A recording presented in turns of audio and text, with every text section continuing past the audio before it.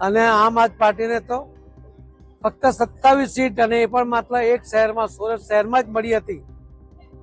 હું આમ આદમી પાર્ટીના જે નેતાઓ છે, મારી એમને ચેલેન્જ છે કે જો એમનામાં તાકાત હોય તો ફરીથી સુરત શહેરમાં આ 27 સીટ જાળવીને બતાવે.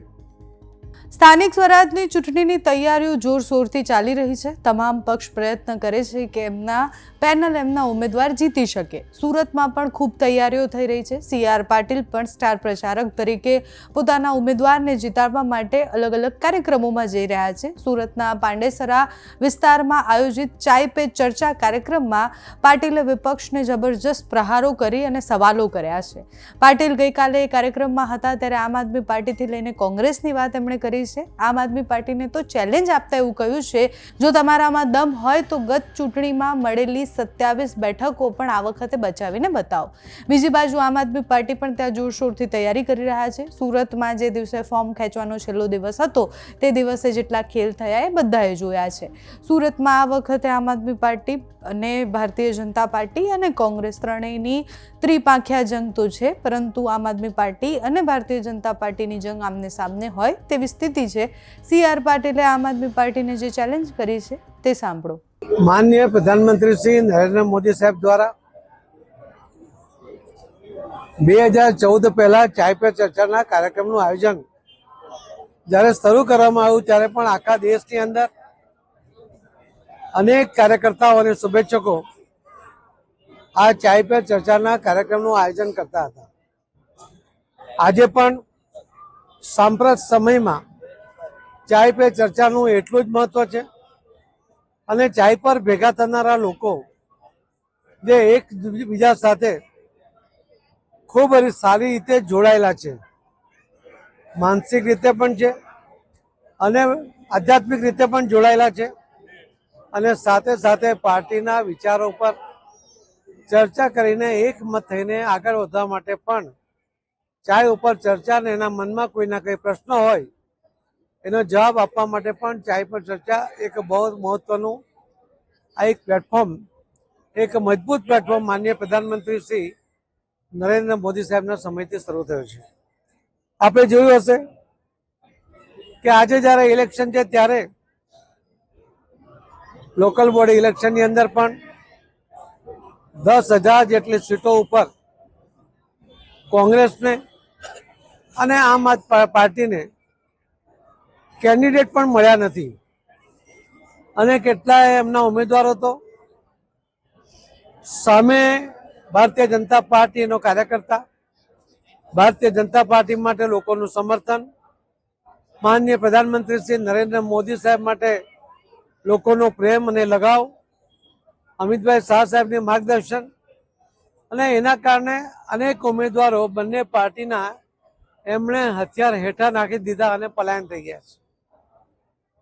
આપણે ગયા વખતના ઇલેક્શનમાં પણ જોયું હશે કે અનેક દાવાઓ વચ્ચે કોંગ્રેસ અને આમ આદમી પાર્ટી ખૂબ જ મોટા મોટા દાવાઓ કરતી હતી, પરંતુ મહાનગરપાલિકાના 8 મહાનગરપાલિકામાં ફક્ત 55 સીટ એમને આખા રાજ્યમાં મળી હતી અને આમ આદમી પાર્ટીને તો ફક્ત 27 સીટ અને એ પણ માત્ર એક શહેરમાં, સુરત શહેરમાં જ મળી હતી. હું આમ આદમી પાર્ટીના જે નેતાઓ છે, મારી એમને ચેલેન્જ છે કે જો એમનામાં તાકાત હોય તો ફરીથી સુરત શહેરમાં આ 27 સીટ જાળવીને બતાવે. તો પણ એમ કહી શકાય કે એમણે 5 વર્ષ કરેલા કામોને કારણે એ 27 સીટ ફરીથી જીતી શક્યા છે. એવી કોઈ શક્યતા નથી, કેમ કે જેમણે એમને મત આપ્યા હતા આજે એ ભરપેટ પસ્તાય છે. એમને લાગે છે કે એમણે બહુ મોટી ભૂલ કરી હતી કે એમને મત આપ્યા હતા, અને આમ આદમી પાર્ટીના જે કાર્યકર્તાઓની કામ કરવાની પદ્ધતિ એ પણ આજે સુરત શહેરના જે લોકોએ જે વોર્ડમાં એ જીત્યા હતા ત્યાંના લોકો પછતાય છે. કોંગ્રેસને તો ગયા વખતે કોંગ્રેસ મુક્ત સુરત શહેર એ બન્યું હતું અને એના કારણે એક પણ ઉમેદવાર કોંગ્રેસનો ચૂંટાયો નહોતો.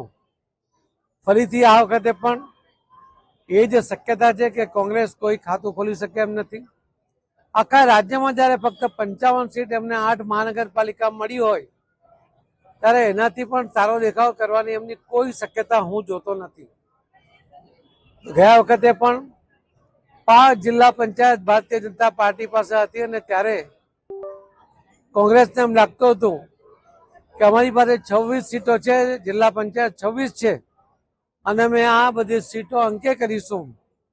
પરંતુ ગુજરાતના સૌ મતદાતા ભાઈ બહેનોએ માનનીય પ્રધાનમંત્રી શ્રી નરેન્દ્રભાઈ મોદી સાહેબના નેતૃત્વમાં વિશ્વાસ રાખીને 31 જિલ્લા પંચાયત અને એ પણ બમ્પર લીડ સાથે, ખૂબ મોટી લીડ અને ખૂબ મોટી સીટો સાથે ભારતીય જનતા પાર્ટીને એમણે જીતાડી હતી. એક પણ જિલ્લા પંચાયત એ કોંગ્રેસને કે આમ આદમી પાર્ટીને એ મળી નહોતી.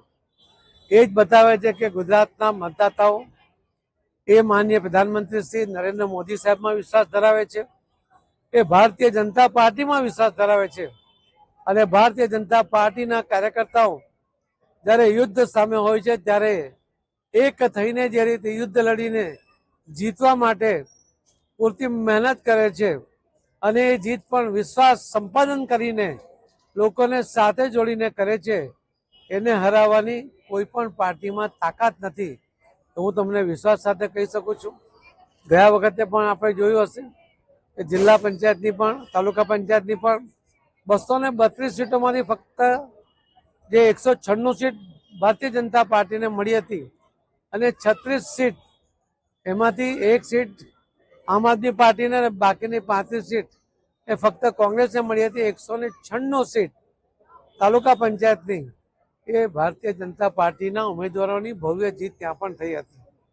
એ જ રીતે નગરપાલિકામાં પણ લગભગ 91માંથી 89 સીટ, 89 નગરપાલિકા એ ભારતીય જનતા પાર્ટીએ એમાં પણ જીત હાંસલ કરી હતી. એ જ બતાવે છે કે ગુજરાતમાં ભારતીય જનતા પાર્ટીનો ડંકો વાગે છે. માનનીય પ્રધાનમંત્રી શ્રી નરેન્દ્ર મોદી સાહેબે વાવેલા બીજ આજે વટવૃક્ષ બનીને એ ફળ આપી રહ્યા છે અને એના ફળ ગુજરાતના સૌ મતદાતા ભાઈ બહેનો પણ મળે છે. એમનાથી એ સંતુષ્ટ છે. આખા દેશની અંદર સૌથી વધુ વિકસતું ગુજરાત રાજ્ય, એક એક ગામ સુધી એનો વિકાસ પહોંચ્યો છે. આજે જે માંગણીની પણ રીત બદલાઈ છે. કોંગ્રેસના સમયમાં રોડ, લાઇટ, પાણી, ગટર માટે આ દેશના લોકોને અને ગુજરાતના લોકોને પણ કોંગ્રેસ પાસે યાચના કરવી પડતી હતી, માંગણી કરવી પડતી હતી, આંદોલન કરવા પડતા હતા.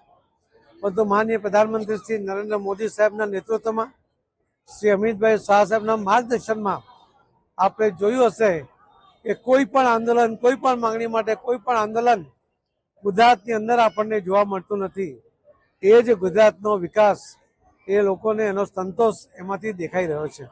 ઉમેદવારો પોતાની વાત લઈને ભારતીય જનતા પાર્ટીએ કરેલા કામો ફક્ત સુરત મહાનગરપાલિકા નહીં, રાજ્યની અંદર પણ માનનીય મુખ્યમંત્રીશ્રી દ્વારા અને દેશમાં પણ માનનીય પ્રધાનમંત્રી શ્રી નરેન્દ્રભાઈ મોદી સાહેબ દ્વારા અને ગૃહમંત્રી શ્રી અમિતભાઈ શાહ સાહેબ દ્વારા જે વિકાસના કામો થયા છે, જે રીતે દેશને મજબૂત કરવામાં આવ્યું છે, જે રીતે નક્સલવાદને નાબૂદ કરવામાં આવ્યું છે, જે રીતે આતંકવાદ ઉપર કાબુ મેળવવામાં આવ્યો છે અને વિકસતા ભારતને વધુ વિકસિત બનાવવા માટેના એમના જે આયોજન છે એમાં મદરૂપ થવાય એવી વિનંતી સૌ મતદાતાને, ઉમેદવારોએ કરવી જોઈએ અને એમના વાણી વર્તનમાં, એમના વ્યવહારમાં એ પ્રદર્શિત થવું જોઈએ. કોઈ આચકલાપણું કોઈ ઉમેદવાર એના વર્તનમાં ના કરે. કોઈ મતદાતા જો કદાચ કોઈ પ્રશ્ન પૂછે તો ચોક્કસ એનો જવાબ આપે, નમ્રતાપૂર્વક જવાબ આપે.